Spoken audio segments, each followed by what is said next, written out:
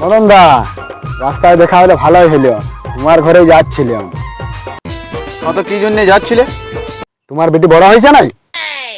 বিয়া দিবে কি? তোর লজ্জা করে নাই? তুই আমার মেয়ের বাপের বয়সী, তোর ঘরে বউ ছেলে আছে না, তুই এরকম কথা বলছো যে? রাগিও না, আমার জন্য বলি না, আমার ছেলের জন্য বলছি।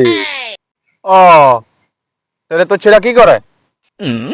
কোম্পানির চাকরি করে, মাসে 1 লাখ টাকা বেতন পায়।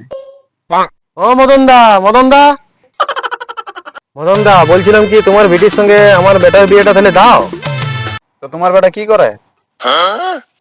সরকারি চাকরি করে, মাসে 10,000 টাকা বেতন।